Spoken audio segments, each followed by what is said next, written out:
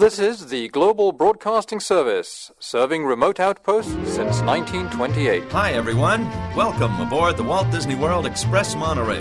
Caramba, we have something really big for you today. Welcome, foolish mortals. Now then, hang on to them hats and glasses, because this here's the wildest ride in the wilderness. This is the DBC Pod with Phil Schoen and Jason Dodge.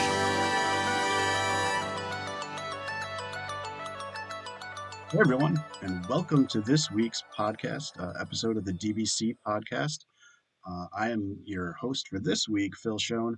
Obviously, Jason is not here. This is our recording for the week of March 26th. Obviously, also a little bit late for that. Jason is actually traveling this week. I was going to put up a quick episode anyway. Ideally, the hope was to focus on big parks announcements that were supposedly going to be coming out at a recent investor event. There was reported to be a parks-focused Orlando investor event that was held at Walt Disney World this past Monday and Tuesday, so the 28th and 29th of March. I kept waiting for news to come out, and nothing really came out of it, and now I just realized it's just very late. So over the week, though, there has been some news and some other developments and things, so I thought I'd pop up a quick one anyway, sort of just covering those items versus anything specifically from the investor event. So hoping to have more big, exciting news, but we do have some fun stuff to talk about, I think. Cold open question I have for myself this week is, do I like doing these shows solo? And the answer is not really. I think it's just more fun having banter back and forth, and also having to work all the controls to switch the scenes and stuff like that just kind of stresses me out. So I'm going to do the best I can. Hopefully Jason will be back next week and we can get back to our normal format. One thing I did want to mention, though, is we have a number of new Discord members. I'm going to list them out now. Hopefully I pronounced their names as the way they wanted them to be pronounced.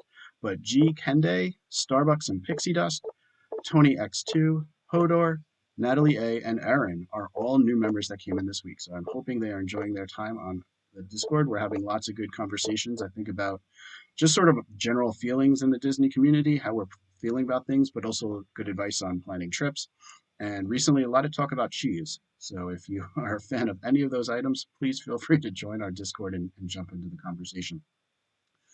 No major change to the Disney Comeback Index. However, a lot of the news items this week, I think, will trigger some improvements and some updates to that in the near future. So we'll probably get into that more on future episodes. And now to get into those items, this is where we would have reacted to the Orlando investor event, but obviously, as I mentioned, not much really came out of that. But over the past few weeks, there have been some new news items. So the first item I wanted to cover is that Disney announced on their TikTok site that minivans will officially be coming back this summer. We don't have an exact date. We don't have any details on to if it'll be with the pricing that it was before. But again, obviously, very exciting to see something come back. Always good to see something that was gone, either directly connected to the pandemic or at least partially related to that. So it's coming back. A lot of people really like having these, even if it's just to see them, because they're fun looking as they drive around Disney property in Disney World. Also, some nice benefits of them. They can have up to 2 car seats. So for families with younger kids, it's a nice option versus non-Disney run Uber or Lyft. Also, for some locations, they can drop you off closer to the parks. For example, at Magic Kingdom, they can go right closer to the Magic Kingdom entrance versus non-Disney Uber or Lyft having to drop you off at the TTC and other things like that. So again, excited to have something come back. And,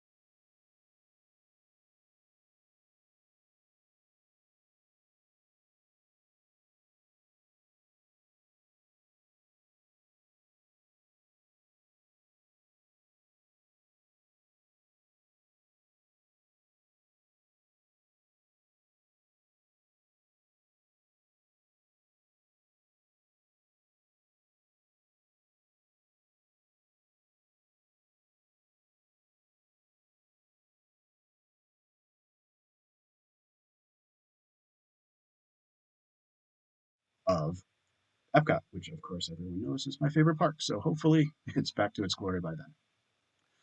Speaking of the things that I love at Walt Disney World, just yesterday, Disney announced that the Hoop-Dee-Doo Review will be returning.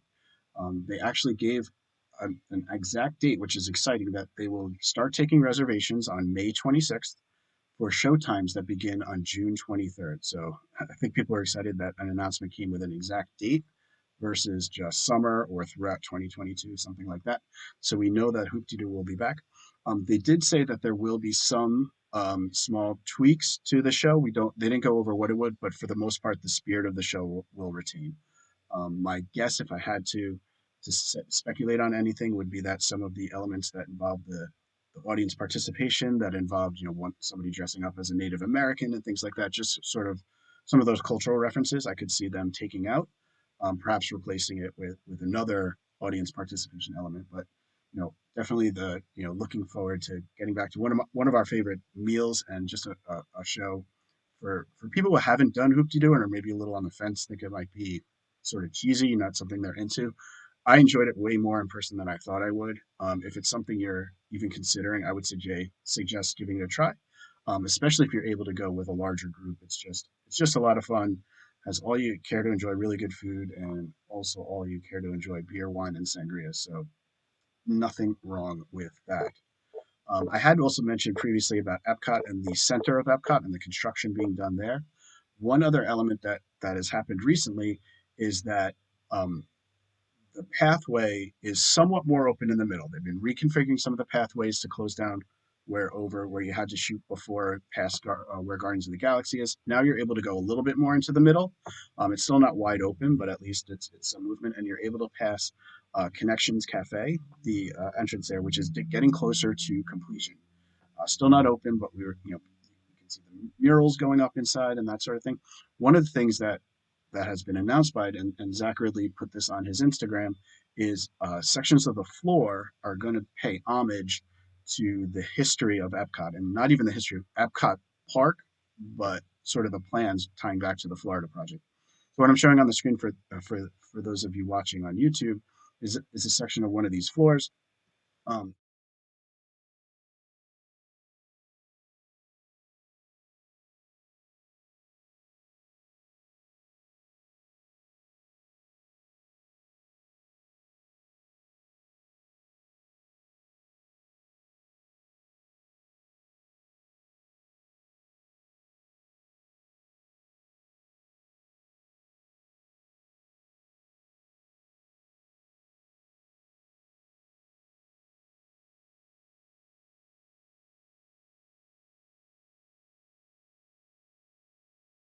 that people that are kind of nerds and love the history of the Disney company and Walt Disney and stuff like that, but it isn't something that's shoved into your face necessarily. It's not something that you have to pay attention to, or you have to know. Other people will just walk right over it and not even notice it. I'll probably be one of those people trying to get people to move out of the way so I can take a photo of the floors. So that's it for some of the news things. I did want to touch on one rumor, and this also relates to Epcot. I mentioned before. It's a rumor about dates related to Guardians of the Galaxy Cosmic Rewind. Previously, we had shared that there was a report from somebody that came up that said it was looking forward to people writing it on Memorial Day. That tweet was then updated to just say, in the future.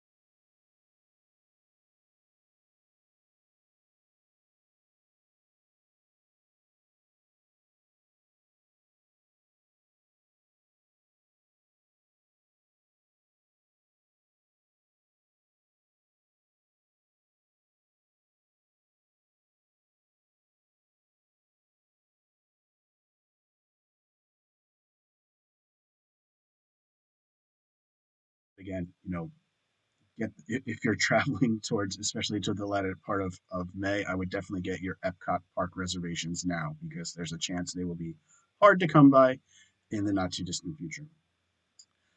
So that is it for the news and things I wanted to cover there.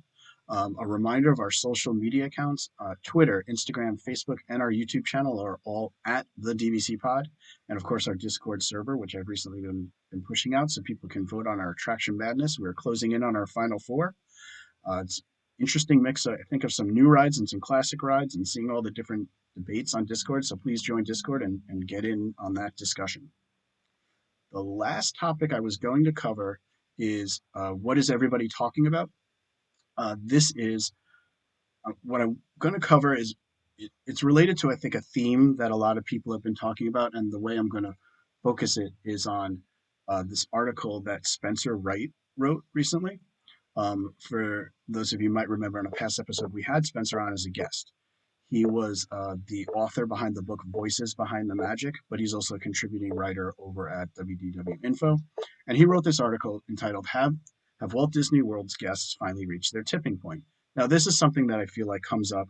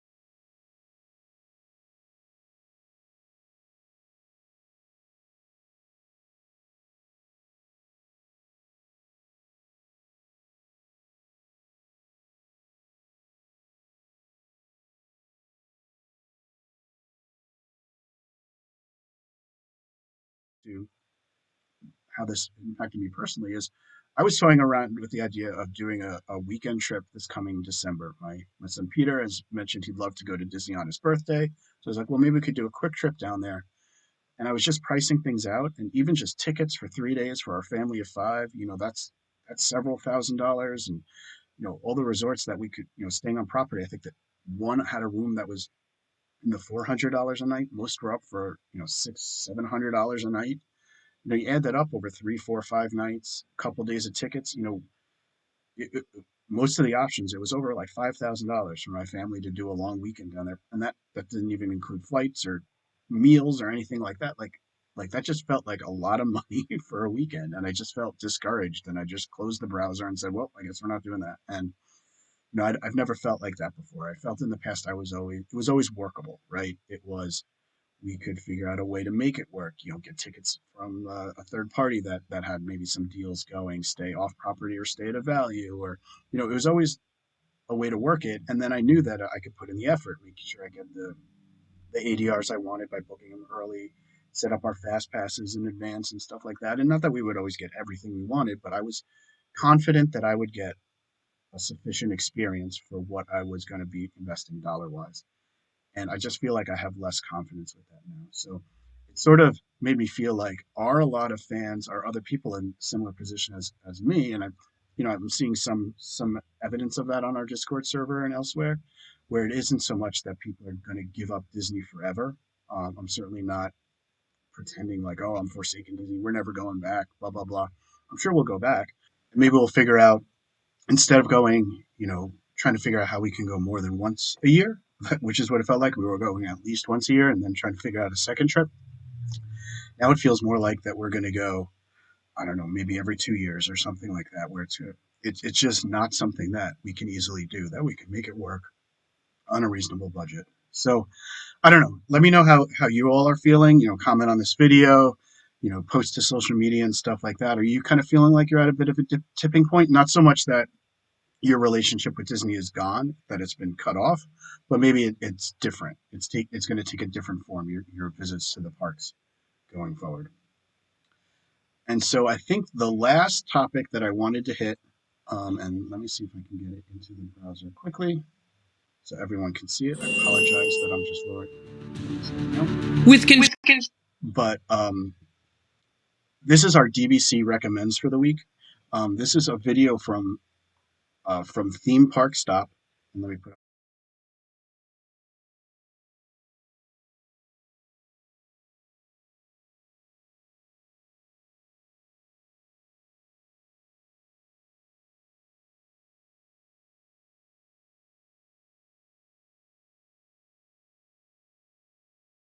roller coasters that Universal has put out at their other parks with Velocicoaster and Hagrid's, kind of being really immersive type rides, approachable for different levels, obviously different thrill levels.